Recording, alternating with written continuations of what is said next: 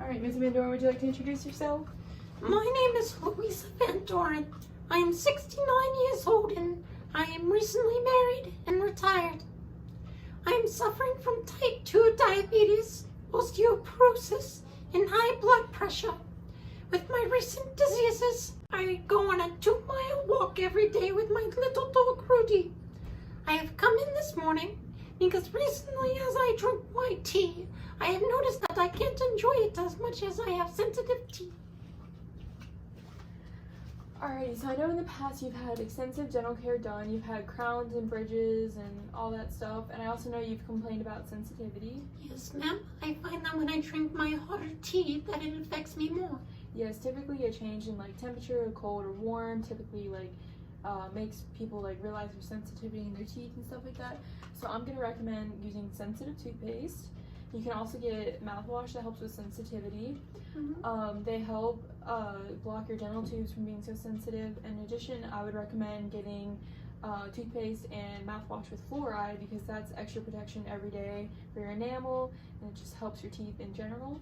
And so I know with your bridges, you're going to want to use floss threaders because it helps you pick them through and get underneath them. But for others, I'm going to recommend proxy brushes, and they just have little brushes on the end. And then if you can't reach your 2 hands back as far using normal floss, I'm going to recommend using these because they have a little brush and it helps you get in between your teeth.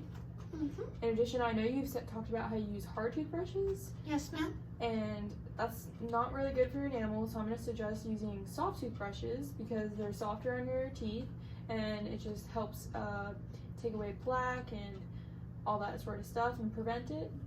And I also know you said you walk 2 miles every day. Yes, ma'am. That's really good for your diabetes and helps strengthen your bones. I know you're on low pressure and you take vitamin D and calcium and that helps with your bones and stuff like that, and that's great.